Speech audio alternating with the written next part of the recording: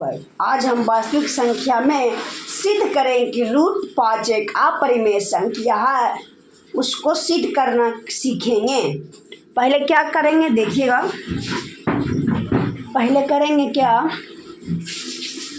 सिद्ध करें कि रूट पाँच एक अपरिमेय संख्या है। तो पहले ये अपरिमेय संख्या है तो क्या करेंगे हम, अपरिमेय संख्या तो उसको मानेंगे परिमेय संख्या, इसका अपोजिट। तो पहले क्या मानेंगे, माना कि रूट 5 एक परिमेय संख्या है। रूट 5 एक परिमेय संख्या है। रूट 5 एक परिमेय संख्या। जब एक परिमेय संख्या होता है तो परिमेय संख्या का मान क्या होता है, P/Q में। तो मान लिया जब परिमेय संख्या होगा तो क्या करेंगे हम इसको कि परिमेय संख्या का मान होता है P/Q, चाहे M/N मान सकते हैं। तो हम परिमेय संख्या का मान मानते हैं P/Q। तो रूट 5 बराबर P/Q होगा। P/Q हो जाएगा, आराम से हो जाएगा P/Q। तो इसका पहले लिखेंगे क्या, जहाँ P और Q क्या है, Q क्या है, एक पूर्णांक है,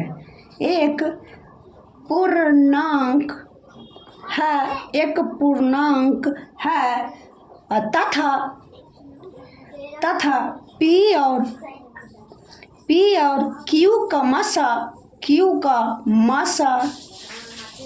मासा एक है। तो इसको ब्रैकेट लगा देंगे। अब इसके आगे क्या करेंगे, इसके हम आगे करेंगे क्या कि लिखेंगे, जैसे अब इसको हल करिए तो इसको करें P का मान पहले निकालेंगे इसमें। तो P का मान क्या हो जाएगा, रूट 5। आप बोलिएगा कि आप P का ही मान क्यों निकालें, हम Q का भी मान से निकाल सकते हैं। अब जैसा इच्छा हो आप इसका मान निकाल सकते हैं। पहले तो एक बार P का मान निकालेंगे तो एक बार Q का मान निकाल जाएगा मेरा। तो देखिए P लिख दिए। तो अब इसको क्या करेंगे, माना कि इसको पहला समीकरण मान लेंगे, मान लेंगे इसको। अब आगे बढ़ते हैं। तो अब आगे क्या करेंगे कि अब दोनों, अब यहाँ पे तो इतना मान लिया। तो अब यहाँ पे क्या करेंगे, फिर दोनों पक्षों में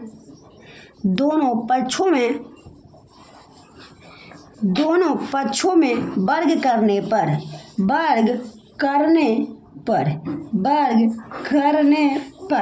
तो दोनों पक्षों में वर्ग करेंगे, क्या हो जाएगा, P बराबर रूट 5Q का इसका होल स्क्वायर। अब इसका तो इसको पहले हल करेंगे तो रूट 5 इसका हट जाएगा, फिर Q हो जाएगा। अगर रूट 5 क्यों हो गया, देखिए हम आपको बताते हैं यहाँ पे कि यहाँ पे देखिए जैसे रूट 5, ठीक है, तो रूट 5 के 2 बार गुना करेंगे तो रूट 25 होगा। और रूट 25 का वर्गमूल होता है 5। तो यहाँ पे डायरेक्ट रख दिए 5। तो 5 इसका Q का Q स्क्वायर। तो इसको मान सकते थे एक समीकरण, चाहे इसको मानेंगे हम, दोनों में से इसको मानेंगे चाहे इसको मानेंगे हम, दोनों में से किसी को मान लेंगे, चाहे इसको चाहे इसको। तो मान लिए। अब तीर का समीकरण दे देंगे, यहाँ पे तीर का समीकरण दे देंगे। अब क्या करेंगे, अब यहाँ पे क्या होता है, जैसे देखिए ये P स्क्वायर है, ये जो P स्क्वायर है इसको जैसे P स्क्वायर है, जो P स्क्वायर है जिसको पहले हम यहाँ पे हल कर देते हैं, हल यहाँ पे कर दें तो कर देते हैं। देखिए क्या होता था मेरा कि जैसे P/Q, तो इसको बट Q का मान उधर आ जाएगा, P/5 हो जाएगा। तो क्या करेगा कि जो P स्क्वायर है, ये जो P स्क्वायर है वो 5 नीचे हो जाएगा। तो 5 P स्क्वायर को विभाजित कर देगा। तो हम यहाँ पे लिखेंगे क्या, P स्क्वायर 5 से विभाज्य है, यहाँ पर लिख देंगे। तो फिर क्या लिखेंगे कि आता क्या लिखेंगे, फिर आता P भी, अगर P ही 5 से विभाज्य होगा ना, 5 से विभाज्य होगा, विभाज्य होगा। ऐसा क्यों? जैसे पी स्क्वायर 5 से विभाज्य होगा, तब 5 भी पी से विभाज्य होगा, तब पी भी 5 से विभाज्य होगा। तब लिखेंगे क्या? फिर मानेंगे, माना कि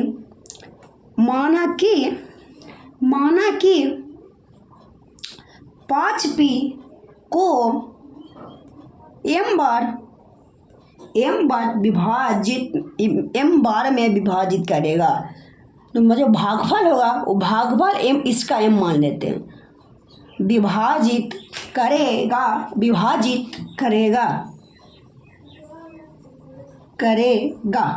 तो क्या लिखेंगे? यहाँ पर लिख सकते हैं, जैसे 5p को m बार में विभाजित करता है, तो 5 m बार में, तो ये दोनों को गुणा करेंगे पहले। 5m बराबर p, ऐसे ये दोनों का गुणा जो इसके बराबर होगा ना, जैसे पहाड़ा भागा करता जो जनरल भागा, तो जो भागा करता है भागफल और भाजक, वो दोनों का गुणा होता है। इसलिए यहाँ पे हम क्या कर सकते हैं? 5m बराबर p होता है क्या? जो 5m ये दोनों को गुणा करेंगे तो इसका बराबर हो जाएगा, तो कर देंगे। तब क्या करेंगे? फिर दोनों तरफ वर्ग करेंगे, दोनों तरफ वर्ग करने पर, दोनों तरफ वर्ग करने पर, दोनों तरफ वर्ग करने पर वर्ग करेंगे। फिर तो दोनों तरफ वर्ग करेंगे तो 5 का m स्क्वायर बराबर p का स्क्वायर, तब क्या होगा? 25 m स्क्वायर तब बराबर p स्क्वायर। अब क्या करेंगे हम कि समीकरण एक p, चाहे इसका मान, जो इसका मान है, जो पी स्क्वायर मान है, इसमें भी रख सकते हैं। पी स्क्वायर मान है तो इसमें भी रख सकते हैं। क्या? पी स्क्वायर है तो पी स्क्वायर का मान यहाँ पे रखेंगे। तो क्या करेंगे कि इसको मान लेते हैं 2, नहीं मानेंगे तो चल जाएगा, और नहीं मानते तो लिखते हैं आप कि पी स्क्वायर का मान रखने पर, तो इसमें हम लिख देते हैं कि समीकरण 2 में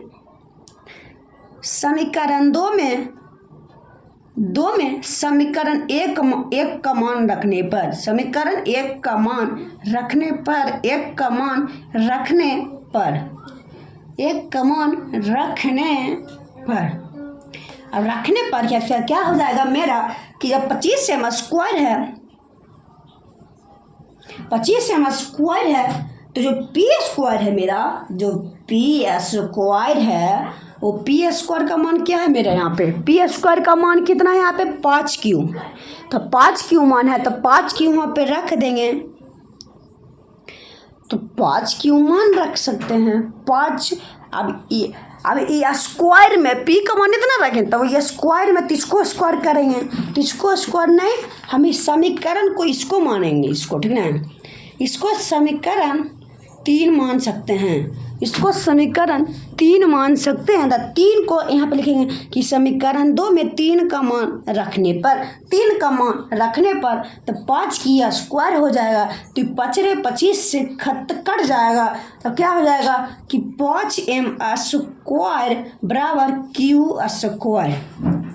स्क्वायर। अब इसको क्या करेंगे? अब इधर आते हैं, अब इसको क्या करेंगे? ऐसे अब इसको जो m स्क्वायर है, वो m स्क्वायर किधर रह देंगे? जब 5 को इधर जाएगा तो बट्टा में हो जाएगा ना, तो बट्टा में इसको कर देंगे, तो ये m का मान मेरा निकल जाएगा, m स्क्वायर का मान q स्क्वायर का मान 5 का हो जाएगा। अब रख दिए, अब आप तो जनरली रख दिए हैं, अब जनरल तो रख दिए हैं, तो क्या करेंगे कि m स्क्वायर बराबर q स्क्वायर बटे 5, q स्क्वायर बटे 5, ठीक है। तो q स्क्वायर, अगर देखिए जो ये 5 q स्क्वायर के विभाजित कर रहा, विभाजित में ना भागा लगना, तो ये दोनों को बाटा में तो विभाजित करेगा, ये बाटा में है तो विभाजित तो करेगा।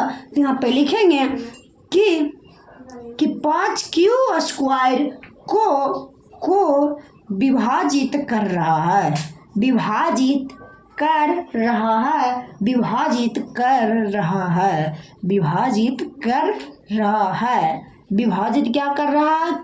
है 5 जो कॉमा की जो 5 है q स्क्वायर को विभाजित कर रहा है, तो लिख देंगे यहाँ से।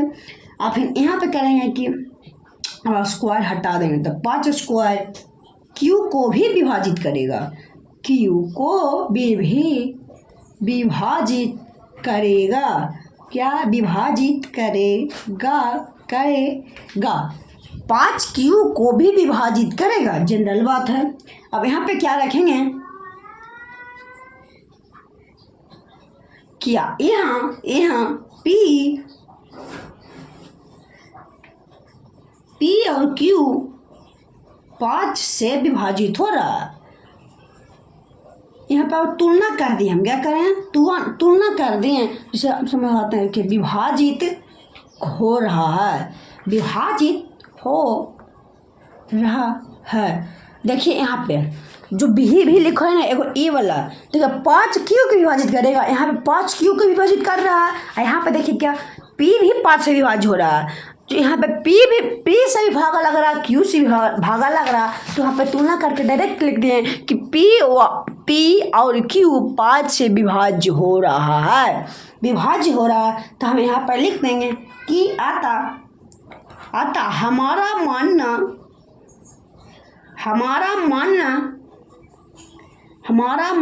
गलत है, हमारा मानना गलत है कि रूट 5 एक परिमेय संख्या है, एक परिमेय संख्या है। देखिए ये तो विभाजित तो हो रहा है, देखिए यहाँ P से भी विभाजित हो रहा है और Q से भी विभाजित कर रहा है। तो यहाँ पे एक समीकरण दिया है, जैसे देखिए जो यहाँ पे रूट 5 Q को तो विभाजित कर रहा होगा, लेकिन यहाँ पे P भी कर रहा है, Q भी कर रहा है। यहाँ पर तो Q गुणांक होना चाहिए, इसका रूट 5 का Q गुणांक होना चाहिए, लेकिन Q भी विभाजित कर रहा है और P भी विभाजित कर रहा है। तो इसका क्या करेंगे हम, इसका हल निकल जाएगा कि रूट 5 एक परिमेय संख्या है, रूट 5 एक परिमेय हमारा आता है। देखिए हम जो मानित हो, हमारा मानना गलत है, तो वहाँ पे क्या लिख देंगे कि इसलिए यह कथन विरोध उत्पन्न करता है, यह कथन विरोध उत्पन्न करता है, विरोध उत्पन्न करता है। जैसे देखिए विरोध मतलब ये जो विरोध है, हम परिमेय संख्या माने तो हमारे बीच में रुकावट आ गया, ये तो हमारा मानना गलत हो गया, कहा कि P से विभाजित हो रहा है, Q से विभाजित हो रहा है, लेकिन P से विभाजित हो सकता है, लेकिन जो उसका जो रूट 5 का गुणांक होगा Q होगा, Q गुणांक होता है और P जो भागा करते हैं। तो यहाँ पे लिख सकते हैं कि इसलिए रूट 5 एक अपरिमेय संख्या है, अपरिमेय संख्या है। अब देखिए अब आपका होमवर्क है, इसको सिद्ध करेगा। रूट 7 रूट 3 रूट 11 इतना बनाइएगा, 3 गो होमवर्क और मेरे बना लीजिएगा, ठीक है।